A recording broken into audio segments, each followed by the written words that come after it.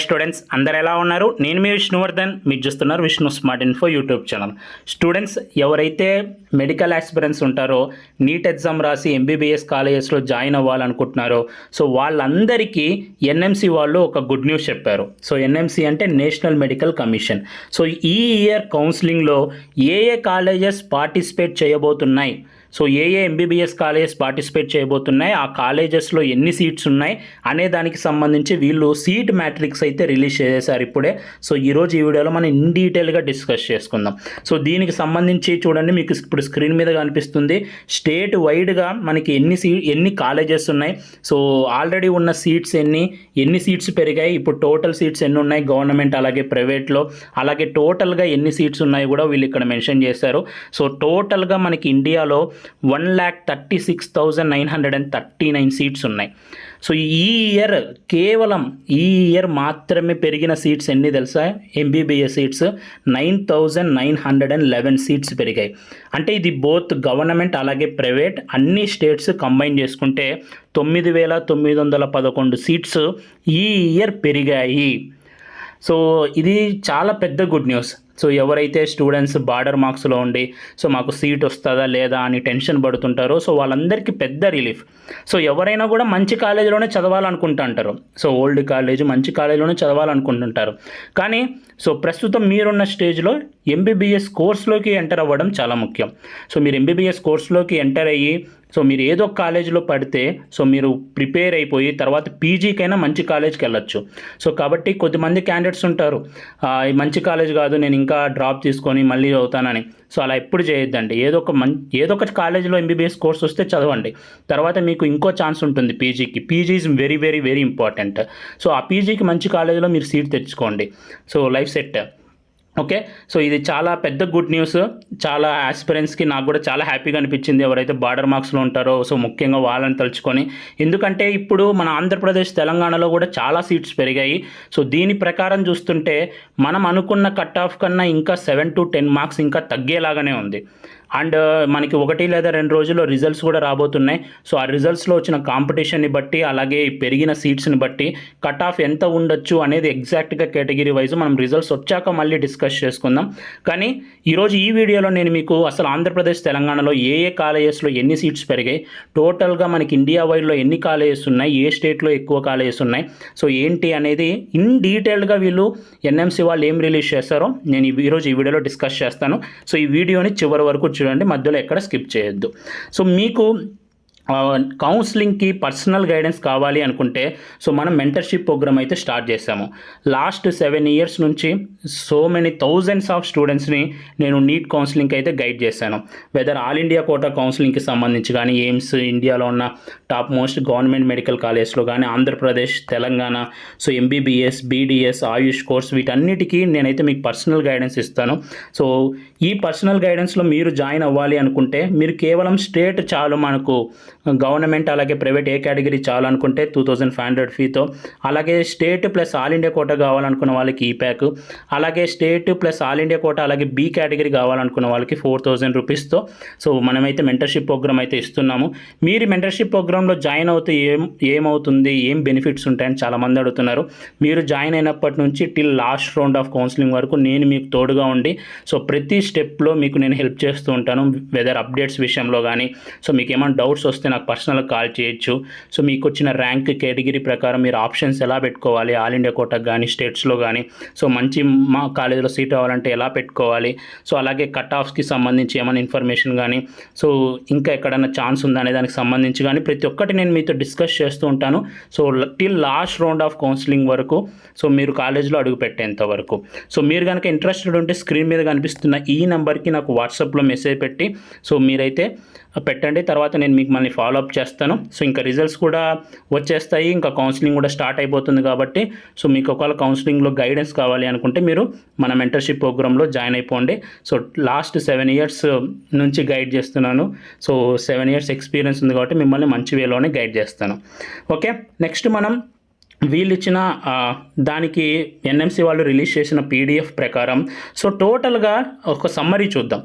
మనకి ఇండియాలో టోటల్గా వీళ్ళు ఇచ్చిన లిస్టులో ఇన్స్టిట్యూట్స్ ఆఫ్ నేషనల్ ఇంపార్టెన్స్ లేవు. అంటే ఇన్స్టిట్యూట్స్ ఆఫ్ నేషనల్ ఇంపార్టెన్స్ అంటే ఎయిమ్స్ కాలేజెస్ కానీ, జిప్మర్ కాలేజెస్ కానీ, సో ఇలా కొన్ని కాలేజెస్ ఉన్నాయి. ఈ కాలేజెస్ని వాళ్ళు ఇంకా ఈ లిస్టులో మెన్షన్ చేయలేదు. ఎయిమ్స్, జిప్మర్ ఇలాంటి కాలేజెస్ని లిస్టులో మెన్షన్ చేయలేదు. ఈ ఎయిమ్స్, జిప్మర్ కాకుండా ఇంకా మనకి ఇండియాలో టోటల్గా 823 మెడికల్ కాలేజెస్ ఉన్నాయి. సో ప్రీవియస్ ఇయర్లో మనకు ఉన్న కాలేజెస్ ఎన్ని అంటే 1,27,028 అన్ని సీట్స్ ఉన్నాయి. 1,27,000 ప్లస్ సీట్స్ అయితే ఉన్నాయి ప్రీవియస్ ఇయర్. ఈ ఇయర్ టోటల్గా పెరిగింది 9,911. సో టోటల్గా 1,36,939 సీట్స్ అయితే టోటల్ మనకి ఇండియా వైడ్గా ఉన్నాయి. ఓకే, సో అలాగే గవర్నమెంట్ కాలేజెస్ చూసుకుంటే, సో చాలామంది గవర్నమెంట్ కాలేజ్లో సీట్ కావాలనుకుంటుంటారు కదా. టోటల్ ఇండియా వైడ్గా మనకి 441 గవర్నమెంట్ కాలేజెస్ ఉన్నాయి. ప్లస్ దీనికి మళ్ళీ ఎయిమ్స్ ప్లస్ జిప్మర్ కాలేజెస్ కూడా మీరు యాడ్ చేసుకోవచ్చు. సో టోటల్గా ఈ ఇయర్ గవర్నమెంట్లోనే 2,111 సీట్స్ అయితే పెరుగుతున్నాయి. సో టోటల్గా 63,000 ప్లస్ సీట్స్ అయితే గవర్నమెంట్ కాలేజెస్లోనే ఉన్నాయి. అలాగే ప్రైవేట్ కాలేజెస్ కనుక మీరు చూస్తే టోటల్ 382 ప్రైవేట్ కాలేజెస్ ఉన్నాయి. ఇందులో ప్రైవేట్ మెడికల్ కాలేజెస్ వస్తాయి, డీమ్డ్ కాలేజెస్ కూడా వస్తాయి. సో ఈ ఇయర్ ప్రైవేట్లో 7,800 సీట్స్ కొత్తగా పెరుగుతున్నాయి.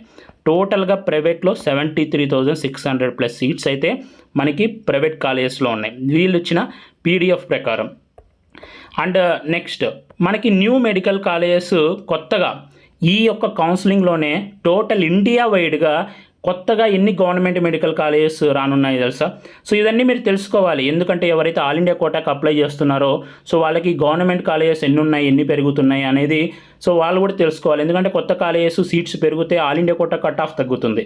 All India quota cut off తగ్గినప్పుడు ఆటోమేటిక్గా స్టేట్ కోటా కట్ ఆఫ్ కూడా తగ్గిపోతుంది. సో టోటల్గా ఈ ఇయర్ గవర్నమెంట్ మెడికల్ కాలేజెస్ కొత్తవి 7 కాలేజెస్ రానున్నాయి.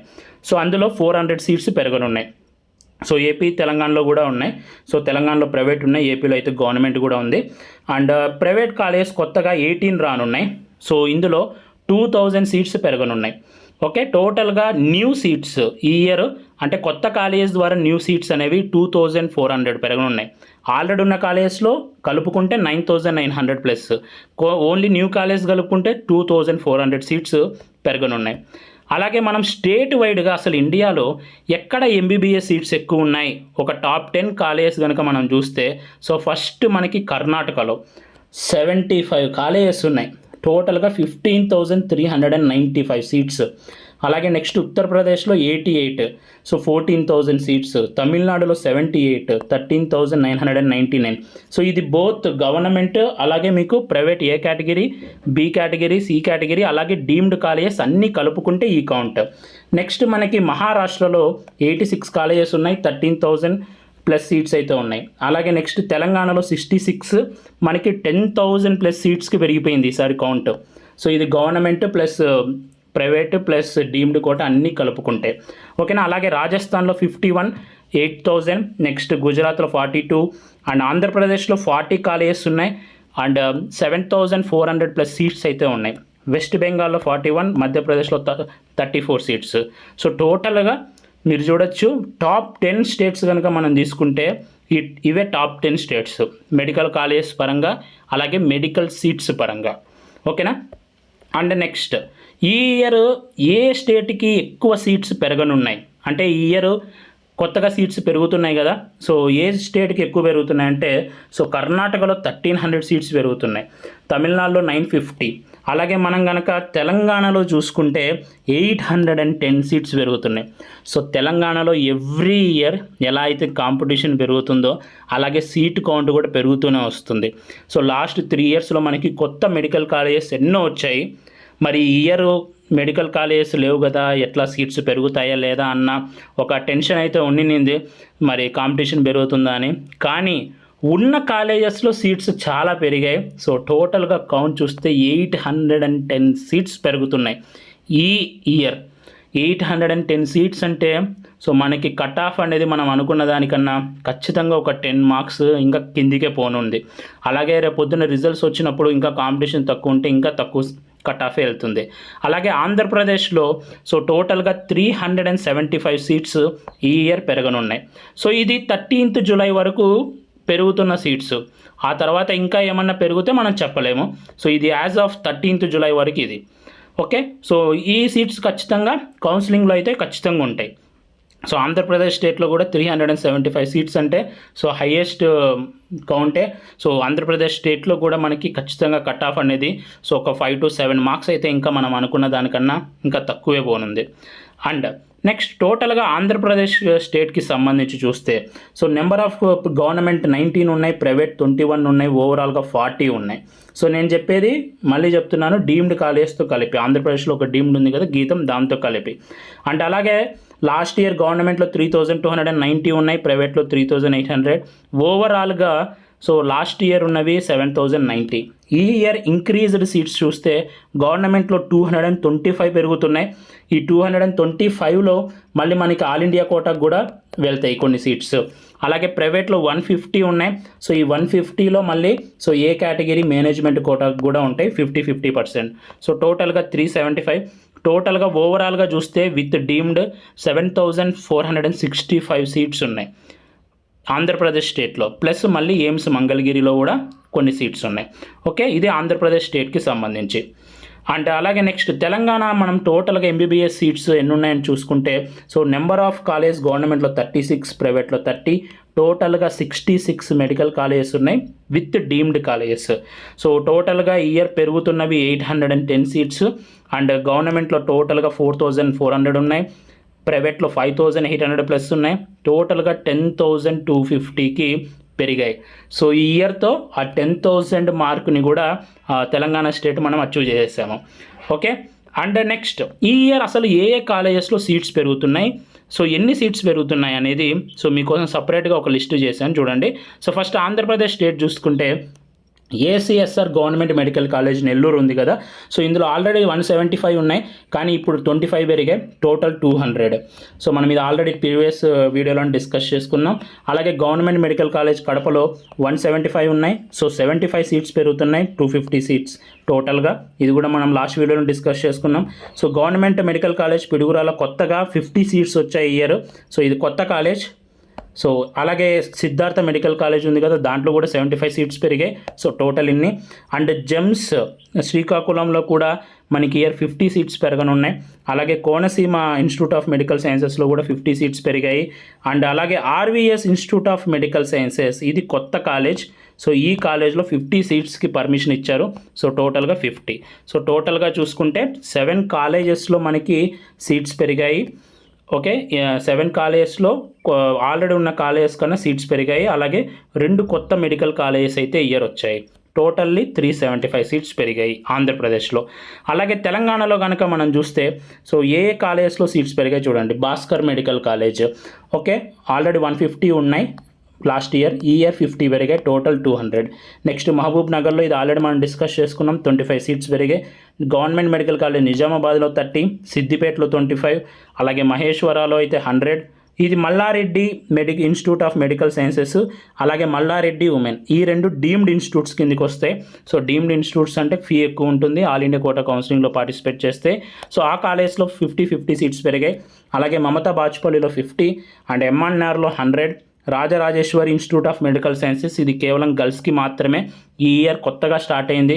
సో ఎవరైతే ఫీమేల్ క్యాండిడేట్స్ ఉన్నారో సో వాళ్ళకి లక్కీ, ఎందుకంటే ఇది గర్ల్స్ కోసం ఎస్టాబ్లిష్ చేసిన కాలేజ్.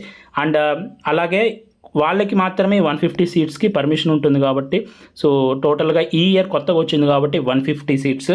అండ్ అలాగే ఆదిలాబాద్లో 30 సీట్స్ పెరిగాయి. SVS Mahabubnagar 50 seats. And అలాగే షాదాన్ ఇన్స్టిట్యూట్, ఇది మైనారిటీ కాలేజ్, ఇందులో 100 పెరిగాయి.